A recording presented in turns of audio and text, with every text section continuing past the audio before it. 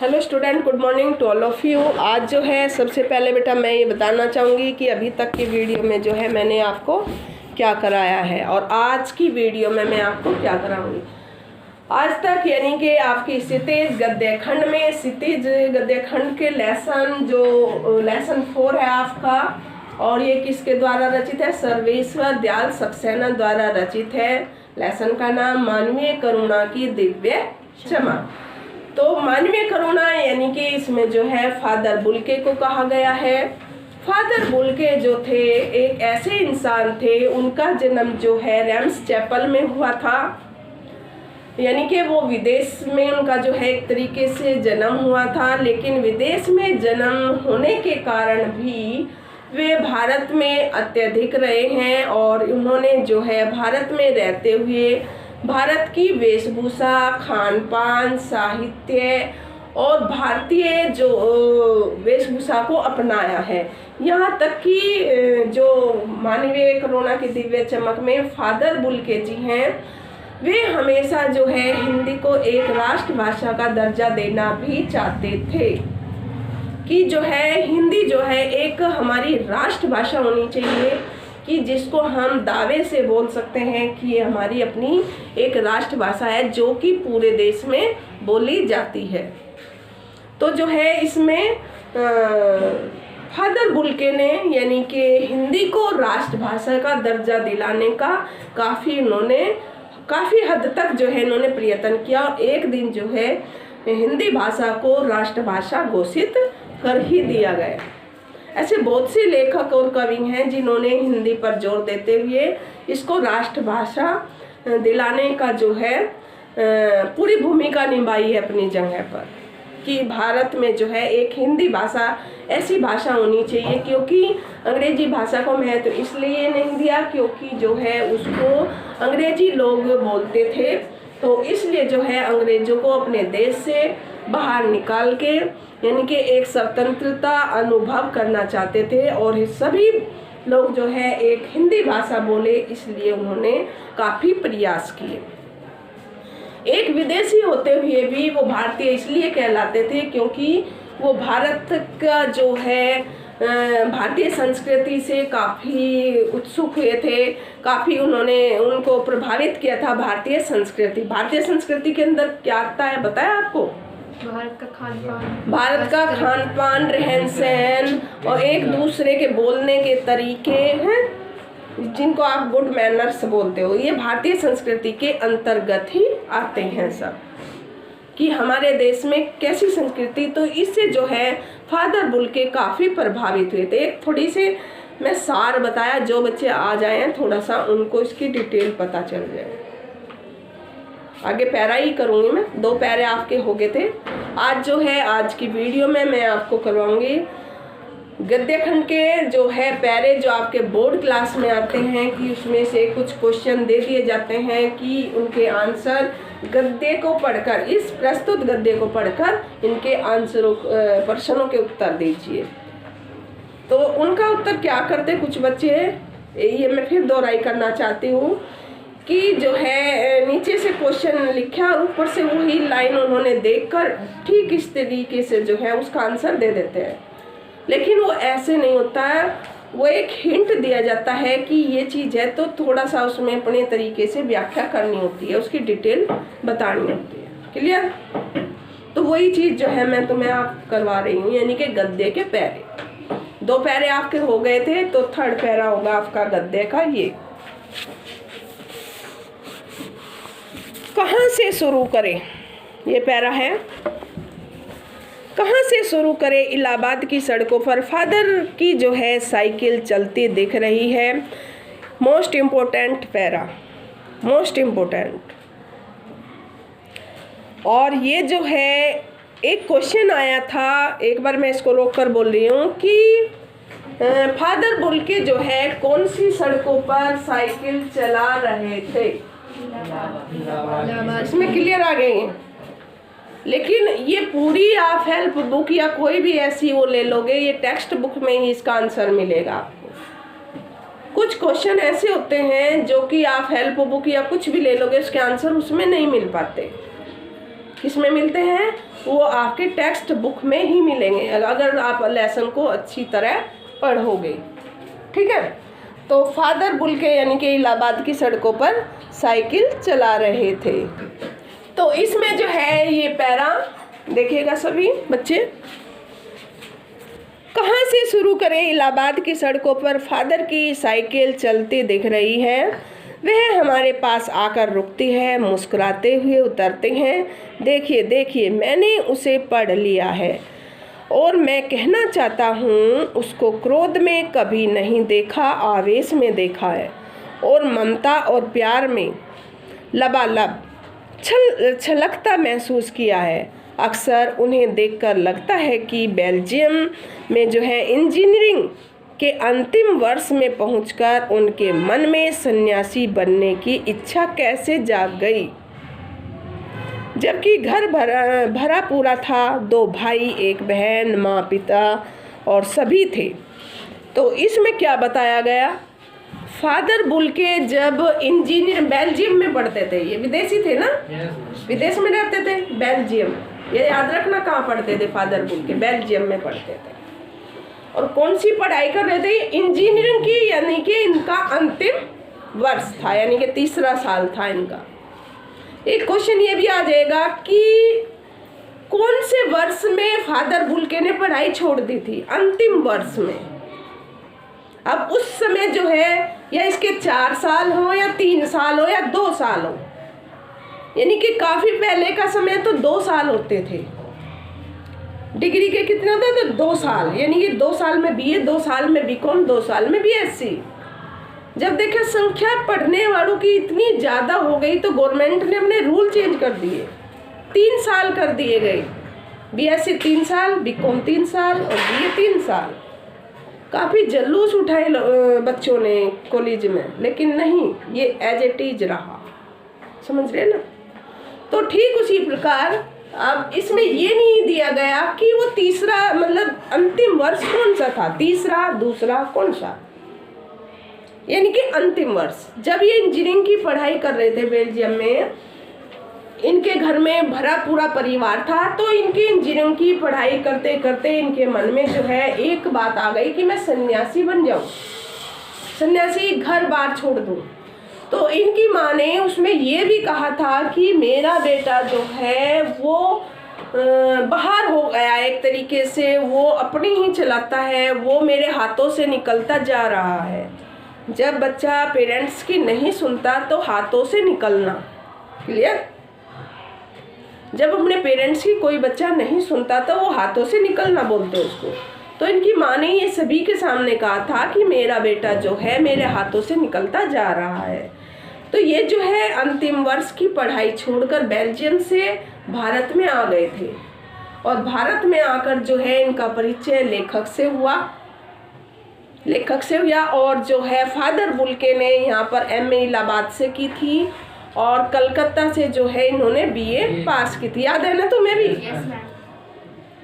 तो यहाँ पर आकर जो है इन्होंने एक नए तरीके से पढ़ाई शुरू की, जबकि इनका इंजीनियरिंग का अंतिम साल था। एक डिग्री तो इनको पूरी होने वाली थी नहीं, लेकिन उन्होंने भारतीय की जो है पढ़ाई को अपनाया, भारतीय की संस्कृति को अपनाया। क्या जरूरत थी इनको फिर से बीए करने की कोलकाता से और एमए जो है इलाहाबाद से करने की, क्योंकि इनका अंतिम वर्ष था वहाँ पे। अगर इनको पढ़ना ही था तो ये बेल्जियम में क्यों नहीं पढ़े? क्योंकि इन्हें जो है भारतीय संस्कृति से लगाव था, भारतीय लोगों से लगाव था, इसलिए जो है ये बेल्जियम को छोड़कर, यानी कि विदेशी को छोड़कर और भारत में आकर बस गए थे। कौन?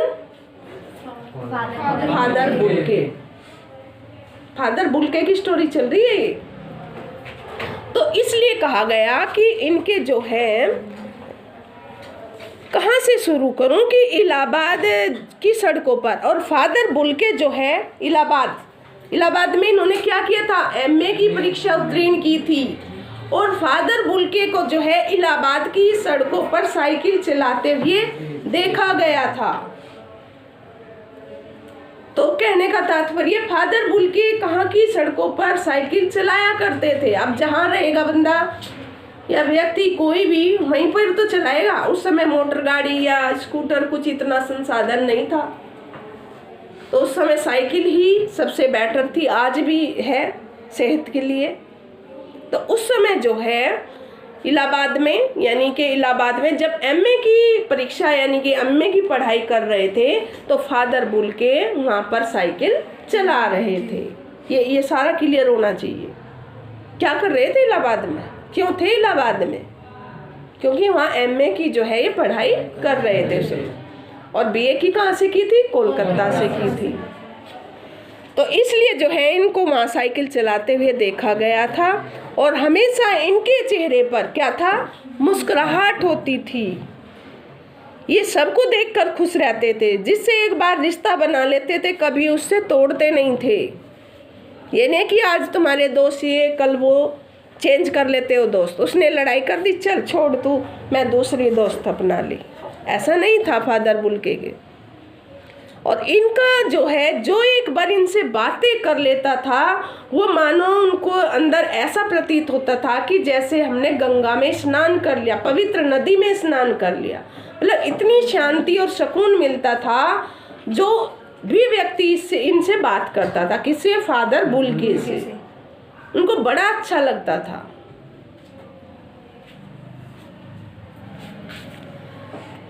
और जो है इनका ममता और प्यार लबालब झलकता था। सभी को इनका प्यार दिखाई देता था, सभी को वो दर्शाया जाता था, एक तरीके से दिखाई देता था, महसूस होता था। जैसे मैंने बताया, इनसे बात करना गंगा नदी में स्नान करने जैसा होता था। अक्सर उन्हें देखकर लगता था कि बेल्जियम में इंजीनियरिंग के अंतिम वर्ष में पहुंचकर उनके मन में सन्यासी बनने की, क्यों ये मैंने क्लियर कर दिया तुम्हें, क्योंकि वे भारत की संस्कृति से प्यार करते थे, भारत में आकर वो बसना चाहते थे। लेकिन फादर बुल्के को सन्यासी होते हुए भी लोगों ने जो है एक साधारण व्यक्ति या ऐसा कुछ, इसमें ये भी क्वेश्चन आता है। सन्यासी नहीं थे ये, मन से सन्यासी थे ये। क्यों थे मन से सन्यासी? क्योंकि इन्होंने अपना घर बार सब कुछ छोड़ दिया था। अब सन्यासी कौन बनता है? जो अपना सब कुछ त्याग देता है। क्लियर? तो इसने जो है फादर बुल्के ने अपना विदेश, बेल्जियम और इन अपने माता पिता, अपने बहन भाई को जो है त्यागने के कारण ये जो है एक नई जिंदगी बसर करने लगे थे भारत में। तो इसलिए इनको सन्यासी कहा जाता है, क्योंकि इन्होंने अपना सब कुछ त्याग दिया। और एक क्वेश्चन इसमें यह भी आता है कि फादर बुल्के विदेश में रहते हुए भारतीय क्यों कहलाते हैं? क्योंकि जो है इन्होंने 35 ईयर जो है विदेश में बिताए और 47 ईयर जो है इन्होंने भारत में बिताए। और इनका रहन सहन, भारतीय संस्कृति, पढ़ाई लिखाई सब भारत की होने के कारण और ज़्यादा वर्ष जो है भारत में देने के कारण ये भारतीय कहलाए। क्योंकि इन्होंने विदेश में जो है कम समय दिया और भारत में जो है अत्यधिक समय दिया, इसलिए ये भारतीय कहलाते हैं। ये क्वेश्चन आता है, बहुत अच्छा क्वेश्चन है कि फादर बुल्के विदेशी होते हुए भारत के विभिन्न अंग क्यों हैं? क्लियर हो गया? देखो ध्यान से सुनते जाओ, सब इसमें से ही आएगा। तो ये तो बताया मैंने पाठ का सार। अब इसमें से किस तरीके के क्वेश्चन आ सकते हैं? जो बच्चे शुरू से सुन रहे हैं उनको पता ही हो गया। सबसे पहले क्वेश्चन आता है कि प्रस्तुत पाठ के लेखक और जो है पाठ का नाम, ये सबको याद होने चाहिए। सर्वेश्वर दयाल सक्सेना जी जो हैं इसके लेखक हैं और पाठ का नाम मानवीय करुणा की दिव्य। अगर मैं थर्ड लेसन का पूछने लगूं, यशपाल जी और लखनवी अंदाज, ऐसे टिप्स पे जो है आपको नाम याद होने चाहिए सभी लेसन के। एकदम पूछते ही उसका आंसर, एकदम पूछते ही उसका आंसर, ठीक है। तो इसमें क्वेश्चन ये, लेखक को स्मृति में इलाहाबाद की सड़क पर क्या चलता दिखता है? कौन बताएगा? लेखक कौन है? सर्वेश्वर दयाल सक्सेना। तो उसको उसकी स्मृति में, उसकी यादों में, स्मृति क्या होती है? यादें। तो उसकी यादों में इलाहाबाद की सड़कों पर क्या चलता दिखाई देता है? यस जानवी।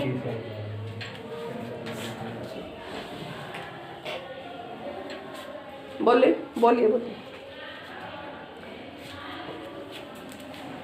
लेखक को इलाहाबाद की सड़कों पर फादर की साइकिल चलती दिखाई देती है। फादर बुल्के की साइकिल चलती दिखाई देती है स्मृति में, यादों में, क्योंकि फादर बुल्के जो है साइकिल पर ही एक दूसरी जगह जाया आया करते थे। तो हमेशा जो है लेखक यानी कि सर्वेश्वर दयाल सक्सेना जी जो है हमारे, उनको फादर बुल्के की जो है साइकिल चलती हुई इलाहाबाद की सड़कों पर दिखाई देती है। कहाँ अटक गए थे? नेक्स्ट क्वेश्चन देखो बेटा, जब मैंने समझा दिया तो उसका आंसर मुझे तुम्हारे से चाहिए, ठीक है। नेक्स्ट क्वेश्चन, लेखक ने फादर को किस अवस्था में कभी नहीं देखा? फादर बुल्के जो है कभी भी किसी पर क्रोध नहीं करते थे और ना ही लेखक ने कभी भी फादर बुल्के को क्रोध में देखा था। वो हमेशा निर्मल नदी के जल जैसा व्यवहार दूसरों के साथ करते थे और उनके साथ जो है बिल्कुल मधुर वाणी में, और उनके चेहरे से जैसे अभी बताया था क्या झलकता था? हंसी, ममता दिखती थी उनके चेहरे पर। हमेशा दूसरों के प्रति वो जो है ममतव दिखाई देता था, और जिससे एक बार रिश्ता बना लेते थे उससे कभी तोड़ते नहीं, चाहे उनको कितनी भी कठिनाई क्यों ना हो। नेक्स्ट क्वेश्चन, जब फादर ने सन्यासी बनने की सोची तो वे किस कक्षा के छात्र थे?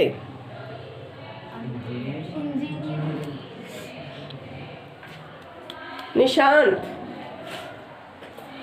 जब फादर बुल्के ने सन्यासी बनने की सोची तो उस समय वे कौन सी कक्षा के छात्र थे?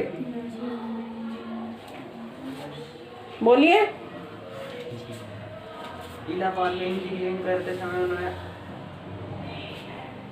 जतिन इंजीनियरिंग की अंतिम वर्ष में। Yes, very nice. अभी नींद खुली नहीं है, खुलनी पड़ेगी ना। बेल्जियम में इंजीनियरिंग की अंतिम वर्ष की पढ़ाई कर रहे थे जब उनके मन में जो है सन्यासी बनने की इच्छा जागृत हुई। कहाँ सोए हुए थे बेटा? इतना लेक्चर हुआ इसमें तो इतना बताया मैंने।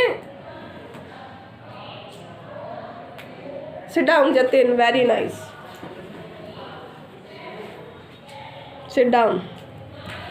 नेक्स्ट क्वेश्चन, फादर का जन्म कहाँ हुआ था? यस, रेम्स चैपल में। बेल्जियम में रेम्स चैपल में फादर बुल्के का जो है जन्म हुआ था। अब रेम्स चैपल में कौन लोग रहते थे? पादरी, साधुओं का जो है रहने का स्थान था। और पादरियों का, पादरी मीन्स कौन? सिख और ईसाई। Yes, very nice. तो इस पैरे में जो है इस तरीके के क्वेश्चन कोई भी आ सकते हैं। जिस पैरे की डिटेल बता दी जाती तो उसमें से क्वेश्चन अगर आ जाए तो क्या दिक्कत है? थोड़ा सा दिमाग की खिड़की खोल के बैठे। नेक्स्ट पैरा ध्यान से सुनो, ध्यान से पढ़ो और उसका आंसर दो। नेक्स्ट पैरा, इसमें फिर अक्सर माँ की स्मृति में डूब जाते देखा है। उनकी माँ की चिट्ठियाँ अक्सर उनके पास आती थी। अपने अभिनेत्र डॉक्टर रघुवंश को वह उन चिट्ठियों को दिखाते थे और पिता और भाइयों के लिए बहुत लगाव मन में नहीं था। पिता व्यवसायी थे, एक भाई वही पादरी हो गया है, एक भाई काम करता है और उसका परिवार, बहन सख्त और जिद्दी थी। बहुत देर से जो है उसने शादी की। किसने? बहन ने। किसकी? फादर बुल्के की। फादर को एक आध बार जो है उनकी शादी की चिंता व्यक्त करते उन दिनों देखा था। किन की चिंता? बहन की शादी की चिंता।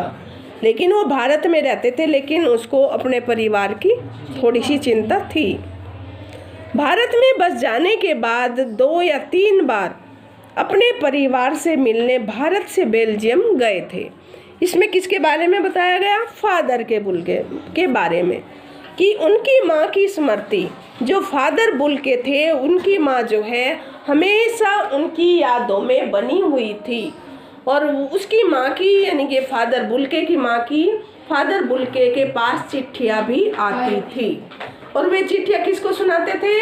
अपनी फादर बुल्के, ध्यान देना, क्वेश्चन ऑब्जेक्टिव में आता है बोर्ड में। फादर बुल्के अपनी माँ की चिट्ठियाँ किसे सुनाते थे? डॉक्टर रघुवंश को। ये 2-3 नाम है, इनको याद रखना। फादर बुल्के अपनी माँ की चिट्ठी किसको सुनाते थे? डॉक्टर रघुवंश को सुनाते थे। और इनके घर में जो है इनके पिता थे, उनसे भी इनका इतना लगाव नहीं था। एक भाई इनका पादरी बन गया था, यानी कि सिख या ईसाई धर्म को जो है उन्होंने ग्रहण कर लिया था। और इनकी बहन एक थी, यानी कि वो भी जिद्दी थी। तो डॉक्टर रघुवंश के सामने जो है फादर बुल्के को उनकी शादी की चिंता करते हुए भी देखा गया था। किसकी शादी की चिंता? उनकी बहन की। फादर बुल्के की जो बहन थी उनकी शादी की चिंता डॉक्टर रघुवंश के सामने उन्होंने जाहिर की थी कि जो मेरी बहन है वो बड़ी जिद्दी है। तो उसकी शादी की चिंता कई बार लेकर वो डॉक्टर रघुवंश के सामने बातें करते थे। आगे स्टोरी सारी सामने। तो माँ की चिट्ठी किसे सुनाते थे? डॉक्टर रघुवंश को। ऐसे टिप्स पे ना मेन पॉइंट ऐसे पकड़ लो, अगर ये हाथ में आ गए तो फिर मार खाओगे नहीं। तो इसके क्वेश्चन मैं आपसे कल पूछूंगी। आज इतना ही 10th क्लास में। आज के लिए हैव अ नाइस डे।